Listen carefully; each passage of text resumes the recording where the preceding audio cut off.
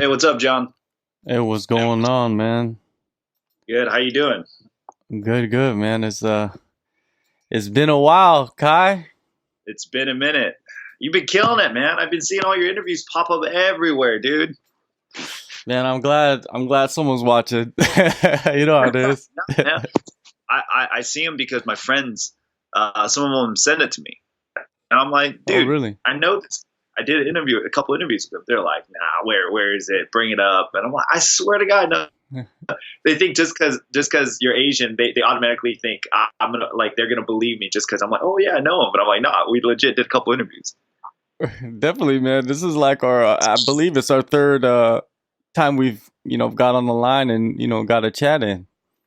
Yeah, I remember the first time you hit me up for an interview, and then I said, "Cool." You said, "Yeah, I'll talk to you next time when you have a fight." And like literally 2 days before my fight, or like the week up, you hit me up the exact same time, and you remembered, which was kind of crazy. Like you were like on point. And from that on, I was like, "Dude, this guy's legit."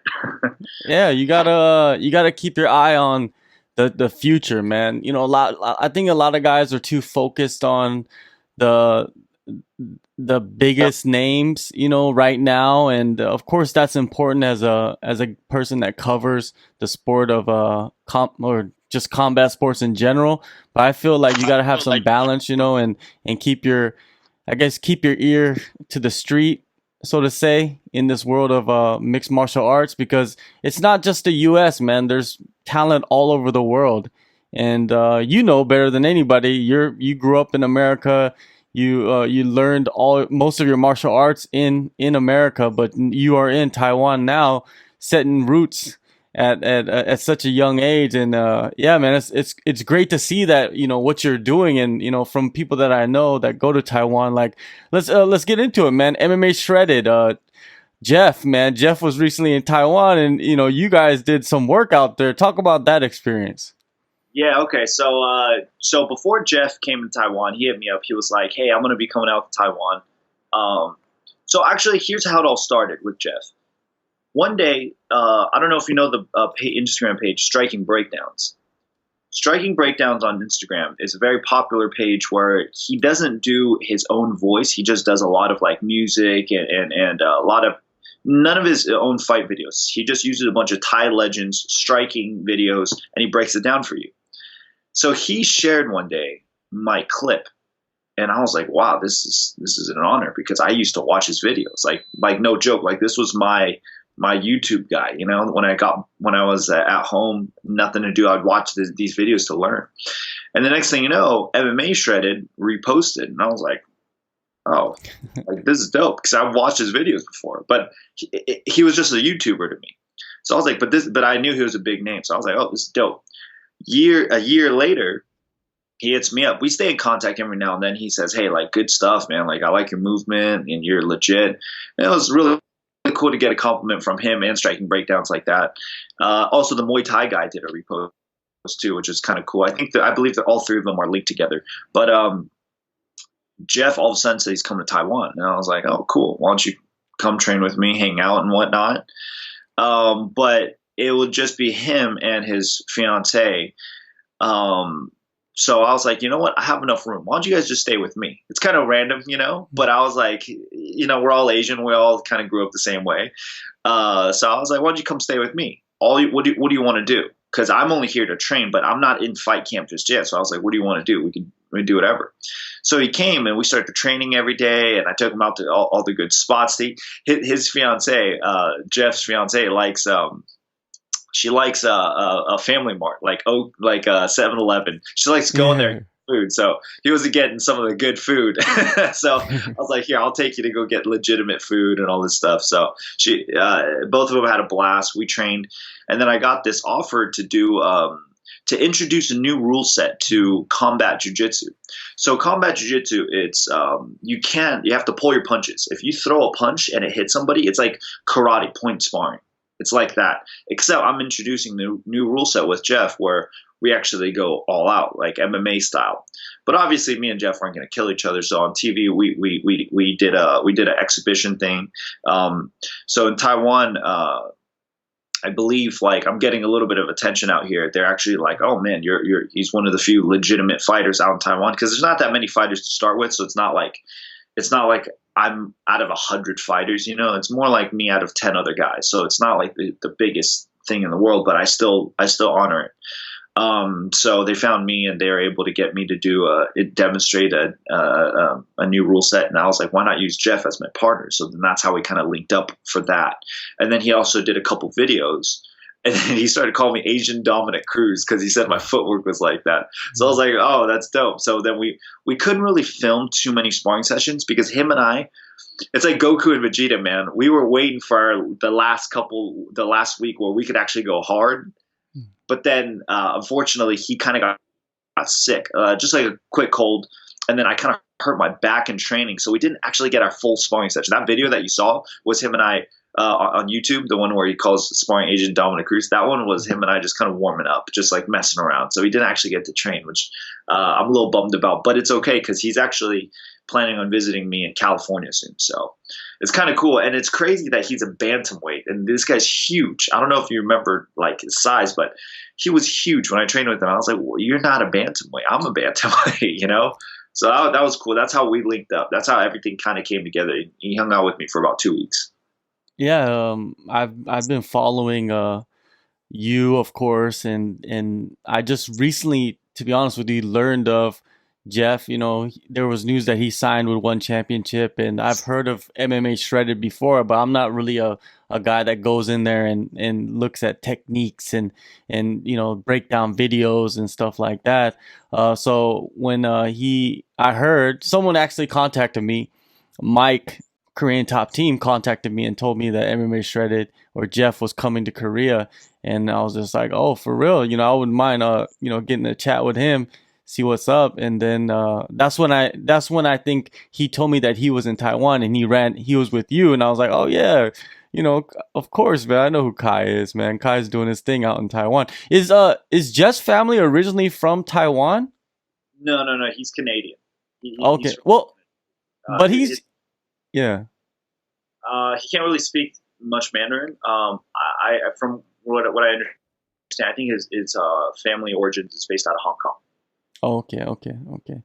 Well, anyways, you know, I saw that you guys did that little the sparring session with the gi on and the gloves, and man, you're doing a great job, man, out there. Even like getting Jeff involved in that and getting it on TV, and I see that you're in like magazines, and I like that you put up those little clips, man. I think that's important to show people, you know, instead of just be like, oh, I'm just gonna be humble. You gotta put clips up of what you're doing to show people around the world, because right now people only in Taiwan will notice, but if you put it up on social media, it can spread. You could put it up today and it won't even hit until next year. Who knows what can happen with that, right? That's what's the beauty of social media.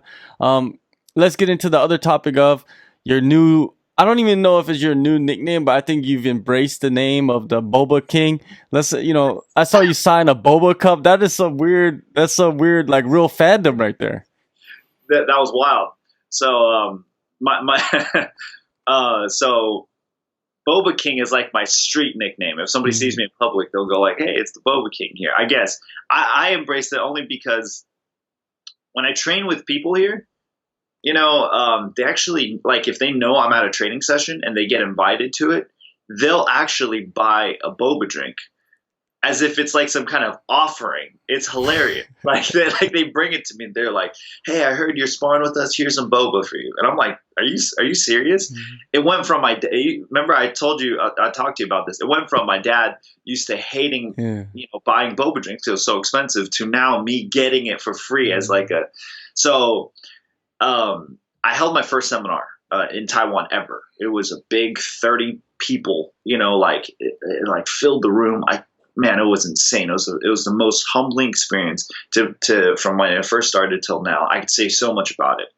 So I held it, the seminar, and then afterwards, some people actually went to the stores to buy the magazines for me to sign. And the crazy thing is like that magazine isn't like everywhere. It's at specific stores, and they went out of their way to go get at these specific stores. So I was really humbled by that. I was like, man, these guys are awesome. They're supportive, and they've been to all my fights. They've bought tickets to all my fights. It's not like they get freebies. So I respect that even more. Next thing you know, this guy comes up to me. He gives me a boba cup, and I was like, oh, cool. He bought me a boba drink. How funny is that? But then he asked me to sign it. So I was like, this doesn't make any sense. Why would you give me a boba drink for me to sign? Next thing you know, he goes, yeah, can you sign it for me? Because I'm going to take it and go back home. And then like, Asian culture is all about worshiping things and stuff. And he goes like, I'm going to make it a shrine. So my footwork and head movement become better. So he was like, I'm going to worship the shadow basically. And hopefully I gain some of your skills. And he wasn't kidding. Because when he got the drink, somebody was gonna like poke a hole in it to actually like drink it. He goes like, no, like he was like straight up like, don't do that. I'm actually gonna take it home. And he wasn't playing around. I was like, are you serious? I've never got that request before.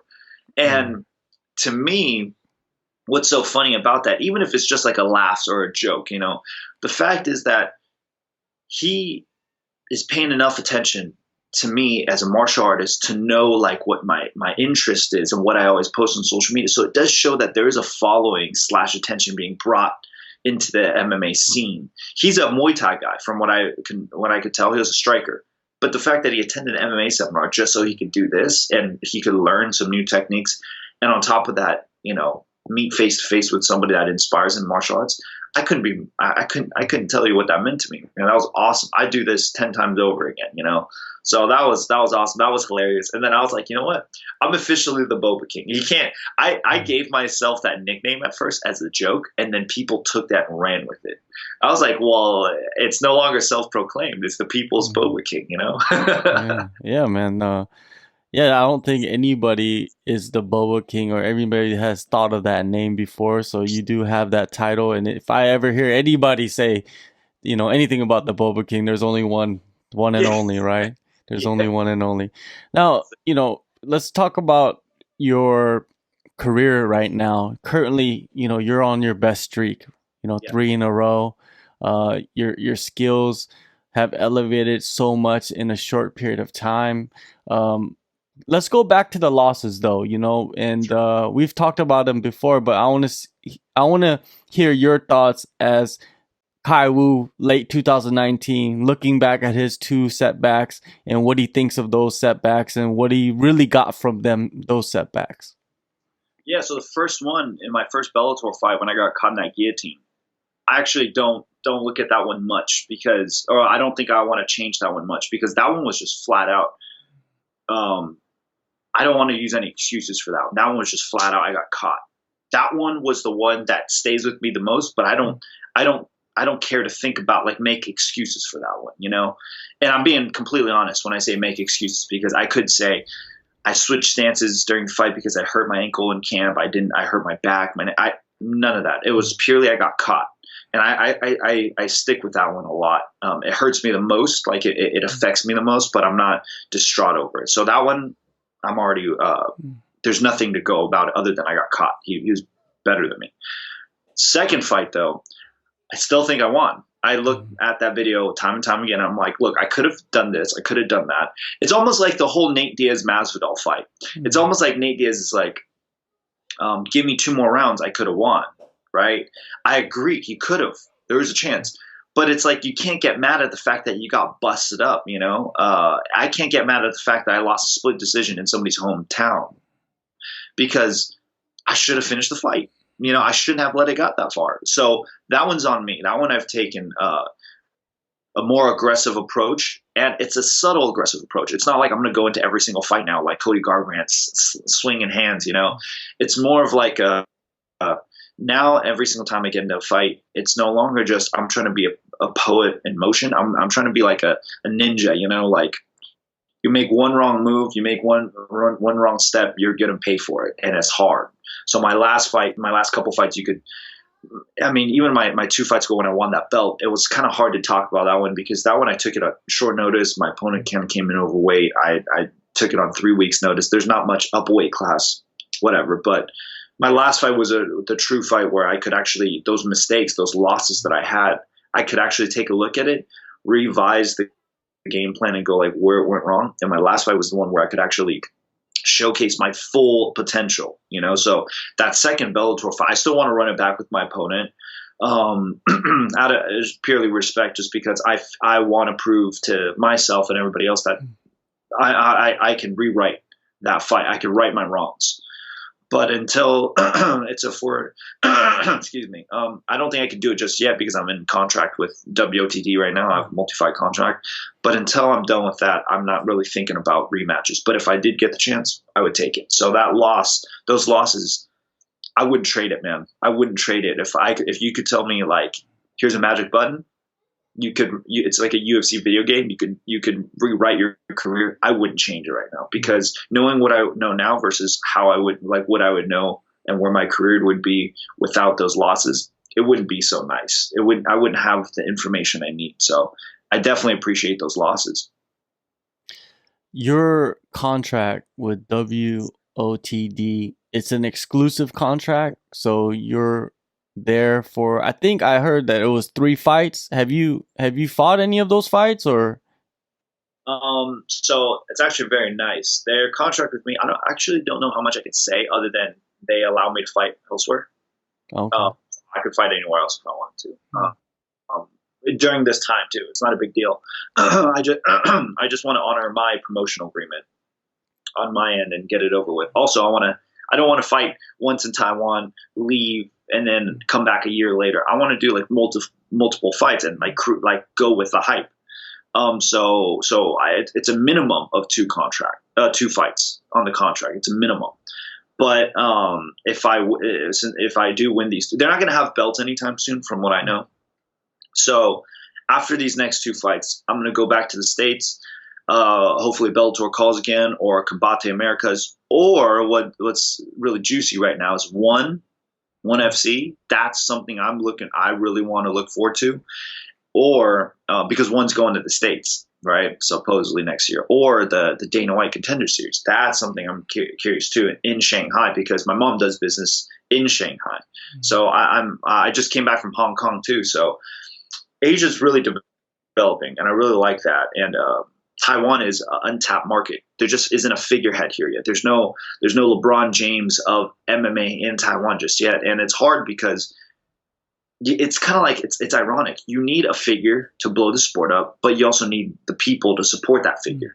So how do you without one or the other, there is none, you know? So it's a paradox that I'm currently working on, but I think I'm starting to get a solution, because I'm starting to get a little bit of a following, like a support behind me here. So I really look forward to that. But the contract is not exclusive. I just want to get my fights over with and build the MMA scene out here, you know? Do you ever look at Jeremy Lin, Linsanity? You ever look at how he did it? You know, do you see anything that you can take away from how he handled everything? Because I feel that he was a great role model, or he is a great role model for, you know, all Asians, you know, every Asian. He's great. He did great things, and he's still doing great things. It might not be, you know, like playing for the highest level in basketball, but he's still playing. And actually, he's playing in China, right? Or is he playing in Taiwan? Playing in Beijing. Okay, he's playing in Beijing. Now, you ever look at him and think like, okay, there's some things you could take from him and his rise and implement it into what you're doing right now? Yeah, definitely. I think maybe be a little bit louder, I guess, during the hype of your, you know, like the peak of your career. With Jeremy Lin, it's such a unique story. He's so good, and he got so good so fast. You know, like the stardom. I remember when I was in high school when he blew up, and I was like, dude, this is insane. Finally, an Asian, you know, an athlete in the sport. I definitely take a lot of inspiration from him. There's not one thing where I look at and I go like, you know what, he did that wrong, because we're in kind of 2 different. Yeah, we're in the same industry, but 2 different sports where. One game you do one thing really cool, you have another week, and then if you lose, It's not a big deal. Whereas in MMA, if you lose, it could like a disgusting knockout where you're plastered all over the internet, and then the YouTube comment section is filled with hate, and then, or you do really good, and then people go like, "Oh, you're the next best thing." You're only as good as your last fight. So it's a little different when you compare combat sports to other sport athletes. So the best I could do is take inspiration from him on how humble he is. But at the same time, I think what's so great about him is the fact that he always stuck to his roots. He's big in Taiwan. He comes back here every now and then, and like he didn't disassociate himself when he got to the peak of his career away from because he was born in the States like me. He's an ABC, so he didn't shy away from that. Because I actually, I don't want to name anybody to give them the spotlight, but there is some people that are ABC that just completely separated themselves from the Asian community because they're like, they either don't believe in it or they don't, I don't know. There's some sort of disconnect. That's completely fine. But what I liked about Jeremy Lin was he always stuck to his roots. He kind of reminds me of Jon Snow a little bit at Game of Thrones. Even at the end, he was supposed, you're supposed to be the king at the top, but instead he went to the other side of the wall. He went where he felt he truly belonged. And that may not be the greatest thing in the world, like, in terms of money and status, but still you're with your people and you get respect for that. And nowadays respect is in very, very short, it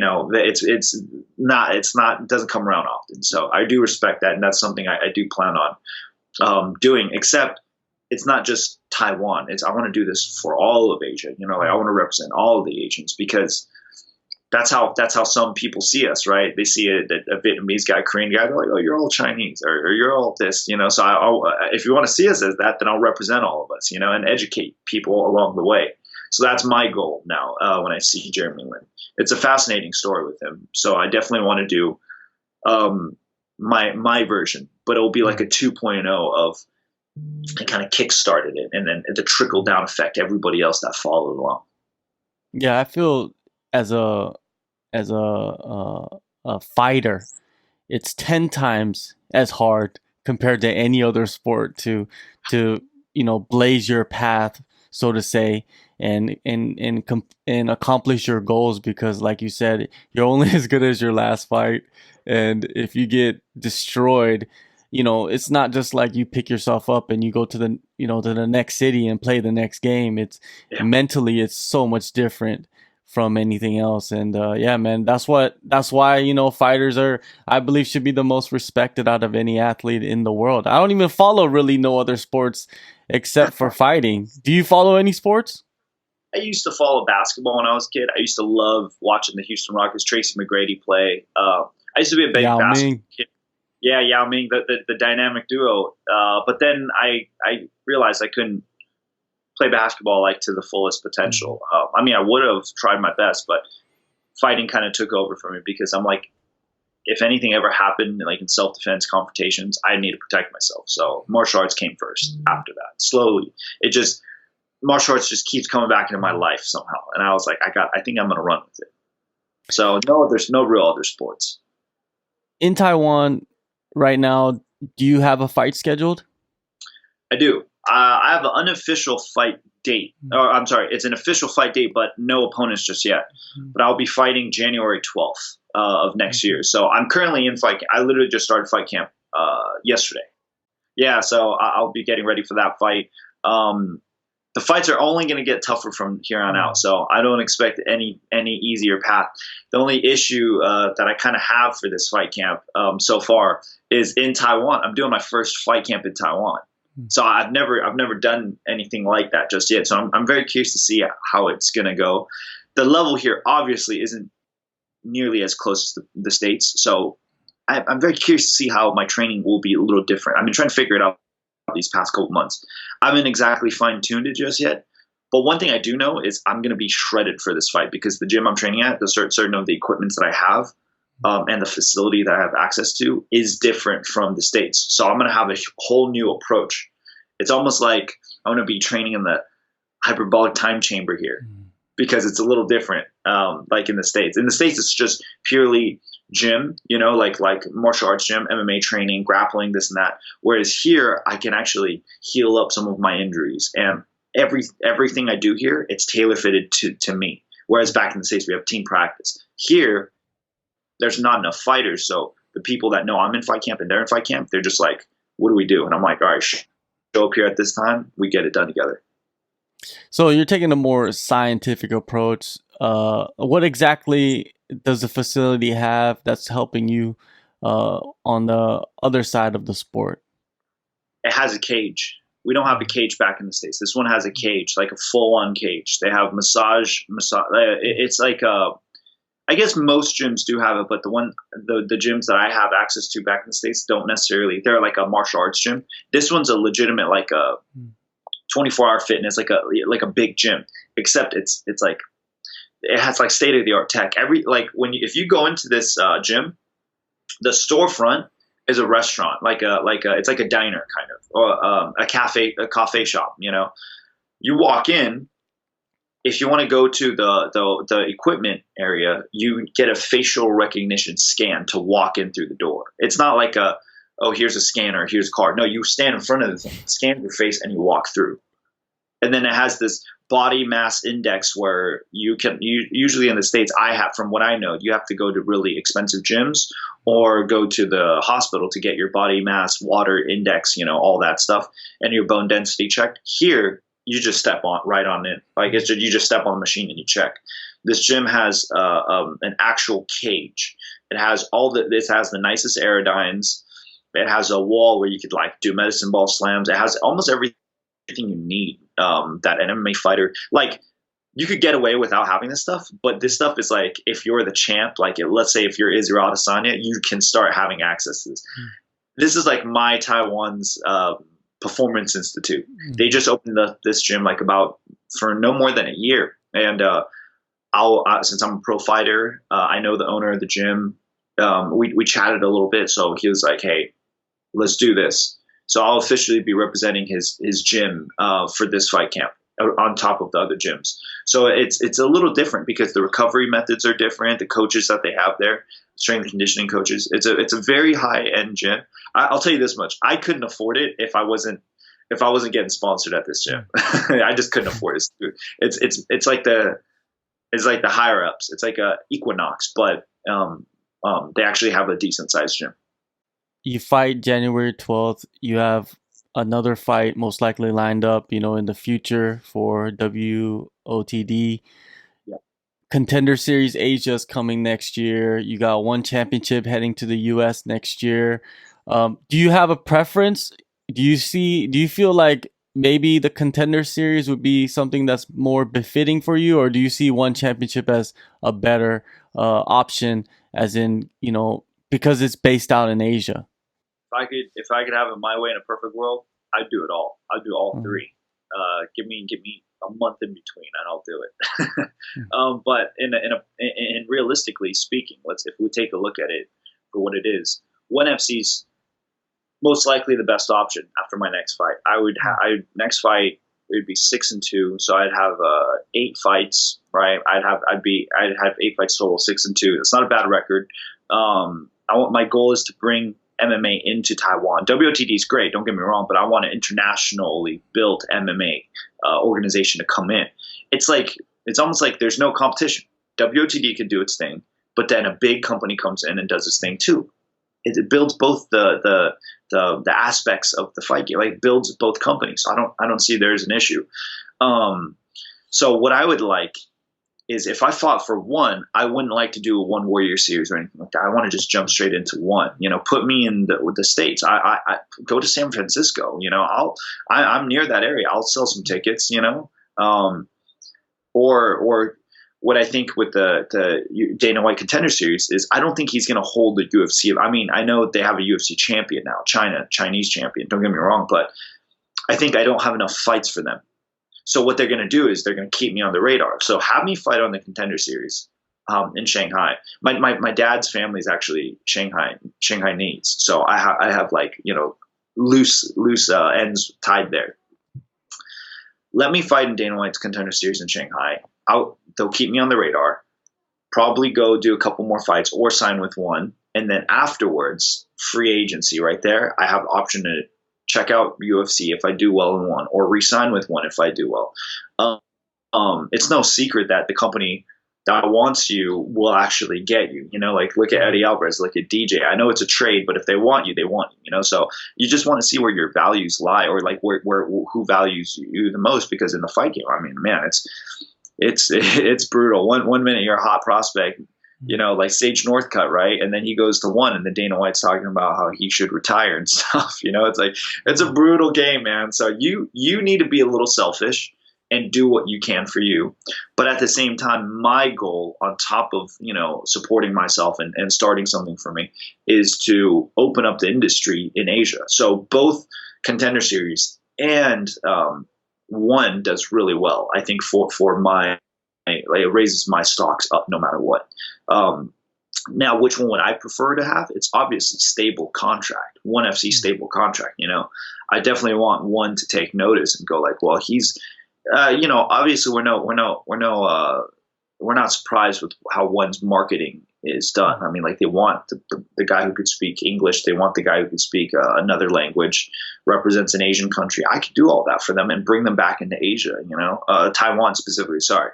They've been in Taiwan 5 years ago, 6 years ago. Didn't do that well. They haven't came back since. Taiwan's coming up, you know, bring it back. I'll fight, you know, I'll do all the marketing for you guys. You know, I won't complain. I'll do 24/7 media. I just talked with John and we'll just blow it up all day, Yeah. you know? So it's not a big deal, but, Shanghai, when I saw that, I think they're definitely taking their slow steps to building China up for UFC, since they have the Chinese champion, and they have a couple of Chinese fighters now. Song Yadong, he's super good from Team Alpha Male. Kid's a beast, man. He's younger than me, I believe, and he's killing it. So definitely they have a market there, and I would like to do both. But if you really ask me, I'd probably see one, that just the contract would just be more stable, and that's like the dream, right? Like, get a contract from Bellator, ONE FC, or UFC. That's the biggest three. You know, you make it to one of those, any one of those. It's like you made it to the NBA. You know, it's like that for us fighters. So I definitely want to get my contract. Or, you know, Bellator gives me another shot. I'd like to do it because I want to right my wrongs, man. Bellator, I missed out on my chance. You know, I definitely missed out on my chance. I'd like to rewrite my wrongs, man. So any one of those three would be great. But Bellator isn't really coming to Asia that I see, so I don't think I could offer them too much other than fights in the States. But, you know, one definitely is something I'd like to do. If you look at the bantamweight division, Bellator really doesn't have a bantamweight division. You know, it's kind of like very spare, you know, like very, there's a few fighters there, right? And they're trying to build it. They signed Sergio Pettis, and then they do have Higa and all those guys. But if you look at the bantamweights, there's the UFC, huge bantamweight roster. You got ONE Championship, huge bantamweight roster, which is actually flyweight. And then you got Ryzen, who has actually a big bantamweight roster also there. And then you got probably the best bantamweight in the world, Horiguchi, fighting over there. So, and you know, you got the Asakura brothers, and it's so crazy the options that you have as a bantamweight. But anywhere you go, man, it's gonna be fun. But like you said, ONE Championship, you could build a pretty good conduit, right, with WOTD as kind of like a feeder league for ONE Championship, and work with them and go back and forth, like, you know, like how LFA does with the UFC. Exactly. Or Cage Warriors in Europe, Bellator. Like it's like that. But I mean, the potential for Asia's market is limitless, because the only reason why they haven't really done it yet is because they don't really understand it. You know, like it's a hard market. It's way different from all the other markets in the world. Like you could kind of simulate the United States, their market, and kind of bring it to Europe a little bit. I mean, you like look at Bellator. They've made that transition. It's not easy, but they can do it. Well, why haven't they really come to Asia when all the money is here? If they're really after the money's here. There's no question about it. You can't argue with me about that. You know, it's a fact that the money's here in Asia. But why haven't they come here? Because it's such a unique market. It's hard to understand. That's why, I mean, ONE's killing it. I mean, regardless of all the what people say about ONE, if they can survive this long and they're doing this well, how are you gonna hate on them? You can't. You know. And I like ONE's look on martial arts. They're all about the respect factor. I do like that a lot. So that's something I think I fall in line pretty well with. I feel like I'm doing an audition for joining ONE FC right now. Like I fit the criteria, but no, in all seriousness, I do. It's before I wanted to join one when I was a martial artist. Starting out, it was like I could speak English, I could speak Mandarin. I want to represent Asians country or Asians in general to fight. And the next thing you know, I started noticing ONE FC a little bit more. And then I was like, oh, it's almost like I tailor fitted myself to that company before even knowing about that company, So it's like, why wouldn't I go there? And I naturally want to drift towards there, but I'm keeping my options open. If one gives me a one-off fight and then they want me to go to, and then Dana White Contender Series calls, I'll do that too, man. I'll do it all. I'll fight anywhere, any organization, anytime. As long as there's an opportunity for me to fight, I'll do it. Yeah, there's always opportunities all over the place. Have you ever thought about maybe trying out for that UFC Academy? I heard that they're having tryouts for that. I think maybe in December or something. I did hear about that. I personally know. I know. I think a sponsorship thing is what you're talking about. I don't know how that would work for me just yet. I mean, I kind of loosely thought about it, but the thing that I have really good going on is I don't have a manager. I don't really have a manager. I have my coach who also helps me with business stuff, but I don't really have a manager. I haven't really been signed or approached by anybody from the MMA world. I've been approached by agencies in Taiwan for like modeling gigs or TV stuff. But that's different. Yeah, that's way different, but nothing for MMA. And I'm kind of like, I'm waiting for that. And but what I'm trying to say is I've been doing pretty well for a fighter that has like, I got my own sponsors. I got my own fight gyms, fight camps, fight teams. Everything that I've done was kind of like self-made. I mean, I've gotten help along the way. Don't get me wrong, but like, I don't have like an American top team, big team backing me up where I have access to. Everything I created was my own road. Like, I didn't know who these people were. We chatted. I now have a relationship with these people, and I'm like, cool, So I can only imagine what I can do with a little bit of a backup in a team. So I have thought about the academy thing and whatnot. But one thing I do like about me not being a part of anything is the fact that I have access to a lot of places. I could go anywhere. I could travel anywhere. I could train anywhere. That's something I kind of want to do right now, because one thing I'm noticing in my game is like I'm not that far behind from other fighters, like UFC level fighters. I've trained with some, I'm not far behind them. But what is it that I'm lacking? And I notice this experience because I've only had 4 amateur MMA fights, while these guys had like 15 to 20, and then they made their pro debuts. I was 3-1, like 3-1 in a year as an amateur. So it's not like I had a lot of time as an amateur. So I definitely think training with higher level guys will be a benefit. Will be really beneficial to me, and with guys that are like my size. So traveling around training and seeing that. So maybe the academy is a good thing, but at the same time, when you sign with somebody or an academy like that, you get kind of tied down a little bit. So I'll have to do a little bit more homework before actually committing to any ideas. But I like the fact that I could get up right now and go to Korea and go like, hey, I want to train with Doo Choi and all those guys, like kind of like what Jeff's doing. He's traveling around, he's training. That's the martial arts lifestyle, that's awesome.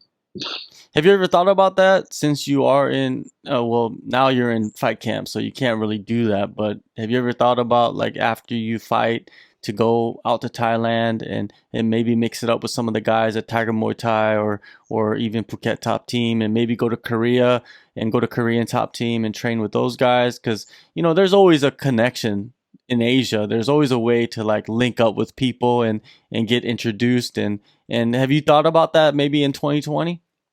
Oh yeah, without a doubt. I just got offered to my friend Bam. He's Bam Morris. ONE FC. Yeah, you know him. I fought with him on the same card. He's a good friend. He was like, yo, come out, train with us at Phuket Top Team, or Tiger Muay Thai. But for me, that's a little out of the way, just because it's like you said, I'm currently in fight camp. I couldn't commit to any ideas just yet. But one thing that we did have was the Korean some Koreans fought for WOTD. I'm sure you know about it more than I do. Some of those Korean guys. So RFC is in Korea, I believe, right? Or RFC TFC. or TFC? Yes. Yeah. So I was like, maybe I want to fight in Korea one day. And if I did, I would make connections. I remember there's this guy that fought on the last show, WOTD, or a couple shows ago. And him and I messaged back and forth on Instagram. And he was like, you should come train with us. You're like, my coach really likes you, or my cornerman or whatever. So Korea is somewhere I'd like to go because Koreans are badass, man. I've been watching a lot of their fights lately, and there's one thing in common. They're all like, I don't know, man. They're like the Mexicans of Asians. Like, bang, you take them down, they won't stop fighting. So I don't know. I kind of feel like Koreans are like tough. Japanese people are durable, right? Chinese people are like really hard. What I mean, I don't know if that makes sense to you, but like when you fight Chinese people, they don't do anything flashy. Like there's nothing flashy about them. They're just like they're just in your face, stiff, walking forward. Koreans are like, they're just tough as nails. You could drop them. I mean, you could drop a Korean guy, but then you get into an exchange. It's almost like it's worse if you drop a Korean guy because he's going to come back twice as strong. Whereas Japanese fighters they're durable as hell. Like you take them down, they'll scramble with you. All this, it's annoying, So all the Japanese fighters I've trained with, fought with, that's kind of the vibe I'm getting. So that kind of leads me to say like what is there for Taiwan? I'm trying to create this new thing for Taiwan. Hopefully Taiwan upcoming generation, that they adapt the footwork that I have with head movement. So we'll be the slick version for the Asians. But definitely Korea is somewhere I want to go train with and fight for, because that's my sister-in-law's Korean, and these past couple of years, Koreans been on the come up. This, man. Koreans have been killing it. So I definitely want to go pay Korea a visit now because of what I've been seeing and all this trend and whatnot. But definitely the team out there, the way the guys train out there, I definitely want to experience it. Because Japan, I've heard this training, I've seen some of their methods, but Korea is still a little bit newer, and there's not much footage on how they train, but they're so damn good. I want to know why. So I definitely want to head out to Korea. Yeah, I've heard a lot about that too. Like other people, even people in like Australia and New Zealand, they're always wondering like, how are these Korean guys training? Because like you said, there's not much footage, and their methods are not, they don't do like tutorials or breakdowns like other gyms do. So they're like wondering. And I think mostly Koreans they take the old school methods and then just tweak it a little bit, and then a lot of just grinding and hard work. And I think that's what makes them tough. And when they get into the fight, they need to get hit like a couple times to wake them up a little bit. It's scary, man, because it's like a fighter gets his confidence the more he hits his opponent. But with Koreans, I just hit him again. Should I have done that? It's weird. It's weird to see, because they're it's such a unique like Dooho Choi, even the way he like fights, specifically him in Korean Zombie, those guys, the pioneers, right? There's nothing flashy about them, really. They can just fight, but it's like when you hit them, like they get better as the fight goes on. Like, do you want to do that? Like, are you sure you want to like go through that? And the crazy thing is, the Korean fighters, their facial expressions, they're like expressionless. So you don't really know if they got hurt or whatnot. They're just breathing and looking at you in your face. It's kind of scary. So I was like, man, I admire that. That's something definitely I want to check out and kind of get more knowledge on. So yeah, the answer to your question in terms of traveling and training, I'd love to, man. I'd definitely love to. I just want to get this fight over with first and set something up. I had an injury this year after my last fight.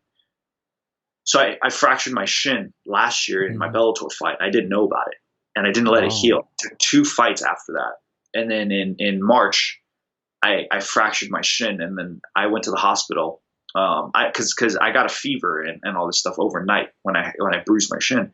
Went to the hospital, found out that I had cellulitis. Basically, I had staph infection, but it wasn't on my skin. It wasn't on the surface. It was inside, because my shin was fractured and it was scratching, like it was cutting me from the inside. And that's how I developed that infection, I guess. And it took me about like 4 months for it to finally heal. And I had a fight in August. So during that time, I did a lot of revamping. Otherwise, you would have heard me fight a lot more this year. I've only fought a total about like 3 times this year. I would have fought way more if I could have. I missed out a lot of good opportunities because I had this injury. But I think it was for the best since last year. Last year I turned pro and I had 6 fights in 1 year. So I think it was good that this year I slowed it down a little bit and got to take it all in. I was like trying to Adesanya this thing, man. but I'm all healed up now. My shin's way better. I didn't know. That's why I couldn't throw. I was like, man, why can't I kick as hard as I could? My coach was like, dude, you're being a little girl. Stop. And then we go to the hospital and it turns out it was fractured. Like I almost Anderson Silva with my leg. Like if I would have thrown a kick in any one of my previous fights, like after that, my entire shin would have caved in. They're shocked that I was able to even like kick the Thai pads as hard as I was. And then, yeah, it was crazy. And then my coach apologized to me after. He was like, "Oh, okay, maybe you're legitimate after all." I was like, "Yeah." I felt, he was making me feel bad. I was like, maybe my bones aren't that hard. Turns out it was the complete opposite. My bones are hard. It's just, unfortunate that happened. But I'm all good now. I'm ready for my January fight. All right, man. Well, looking forward to it, man. Only thing that sucks about a January fight is that you have to kind of restrict yourself from the holiday feasts, but it's all worth it in the end when you get in that cage and perform. It's always good talking with you, Khai, man. Always looking forward to everything that you're doing, and yeah, man, you got a big future ahead of you, and just watching you from a distance it's fun, man. Yeah, I really appreciate it. Thank you for all the interviews. I always remember the first one that we did because that was like the first pro interview I believe I did as a pro fighter. That was the first interview, and just talking about it as a pro, it was really cool, man. I appreciate all the love you give to all the fighters, and you definitely give us something to look forward to, something to talk about, because so much goes on. But it's like we post on Instagram, but then when we get to talk face to face with somebody and like minded, it's just, I appreciate it, man. It gives us fighters believe it or not, it gives us fighters like something to look forward to. Like, oh, we got a cool chat. I got some things off my chest, and I really appreciate it.